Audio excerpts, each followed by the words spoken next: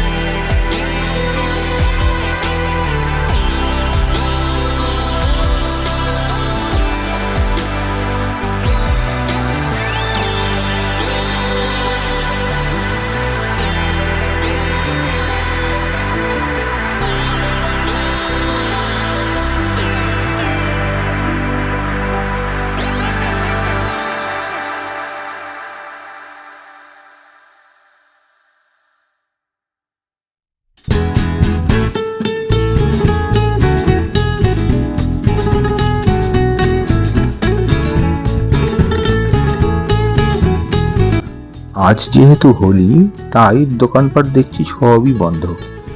Breakfast করার জন্য কোনো দোকানই আমরা পেলাম না। সঙ্গে থাকা 1 বোতল জল আর কিছু শুকনো খাবারই এখন আমাদের সম্বল।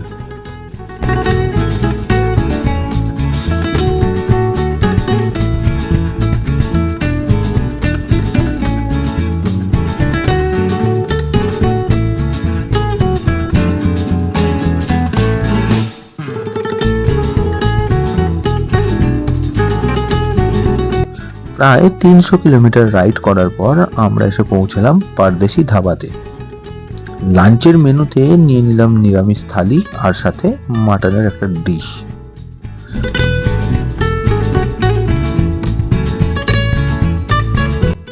সকাল থেকে সেভাবে না খাওয়ায় খাবার আসতেই আমরা সেদিকে মনোনিবেশ করলাম। লাঞ্চ সারার পর মনে হলো যেন শরীরে একটু জোশ পেলাম। বাড়ি পৌঁছাতে এখনো প্রায় 300 কিলোমিটার বাকি। খাওয়া দাওয়ার পর একটু জিরিয়ে নিয়ে রওনা হলাম আবার বাড়ির দিকে। কিছুক্ষণের মধ্যেই আমরা মালদা পৌঁছে গেলাম। আর এই দেখো, সারি সারি আম বাগান।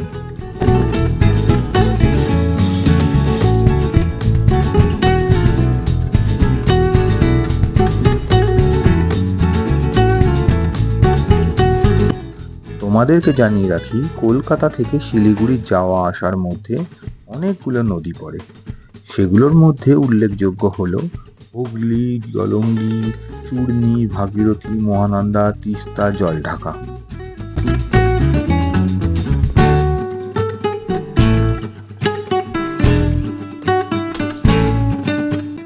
আসার সময় দেখেছিলাম বহরমপুরের রাস্তার দুপাশে সজনে ফুল ভর্তি হয়ে ফুটে আছে। ফেরার পথে তাই এখন বাইক থামিয়ে আমরা সজনে ফুল আর সজনের ডাঁটা সংগ্রহে ব্যস্ত।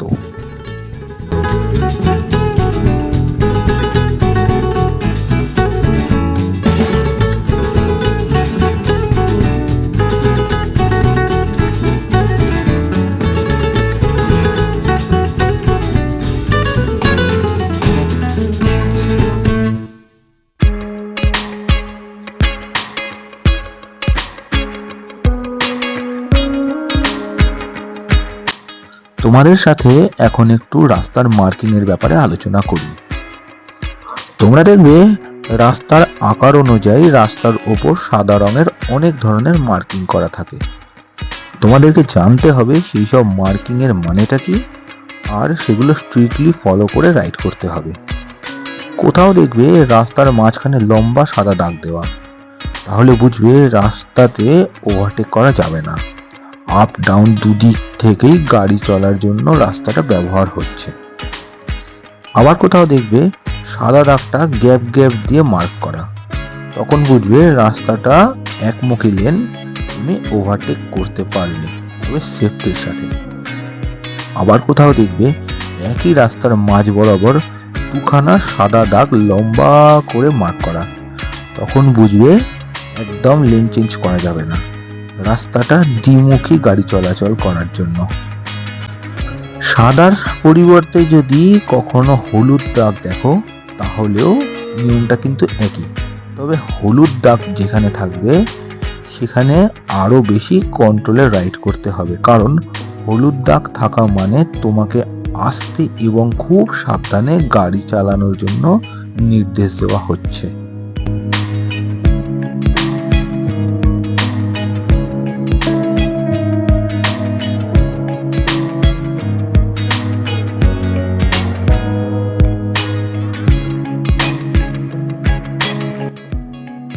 ঘড়িতে বাজে 6:14। আমরা এখন দাঁড়িয়ে আছি কৃষ্ণনগর হাইওয়ের উপর। রাইডটা দারুণ হচ্ছে। একটানা অনেকক্ষণ রাইড করার পর তাই একটু চা বিরতি নিলাম। এখান থেকে বাড়ির দূরত্ব 2 ঘন্টা মতন। কালকে পূর্ণ চন্দ্রগ্রহণ গেছে, আর কালকের মতো আজও চাঁদের রংটা দেখো।